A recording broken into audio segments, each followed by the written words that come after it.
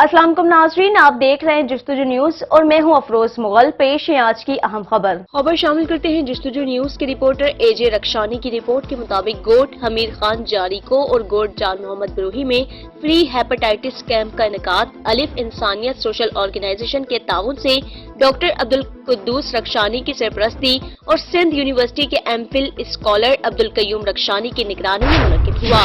जिसमें गांव के 90 बच्चों का मुफ्त हेपेटाइटिस बी और सी का टेस्ट किया गया और उनके वालिदैन को हेपेटाइटिस की एहतियाती तदाबीर के मुतालिक आगाही भी फराहम की गई। Physiology MPhil scholar Abdul Qayyum Rakshani ने अपने जारी करदा बयान में कहा कि ये कैंप मेरी तहकीक का हिस्सा है, जो मैं अपने सुपरवाइजर डॉक्टर प्रोफेसर जुल्फिकार लगारी और डॉक्टर अय्यास समूह की रहनुमाई में लगा रहा हूँ और मेरा मकसद अपनी नस्ल को खामोश कातिल बीमारी हेपेटाइटिस से महफूज करना और मजीद आगाही देना है। मजीद कहा कि मैं अपने अलिफ इंसानियत सोशल ऑर्गेनाइजेशन के ताउन और डॉक्टर इस्माइल बरूही और प्रोफेसर शरीफ जारी को और अब्दुल कवी बलोच का मशकूर हूँ। उन्होंने कैंप की मेजबानी की और उसे कामयाब बनाने में अहम किरदार अदा किया।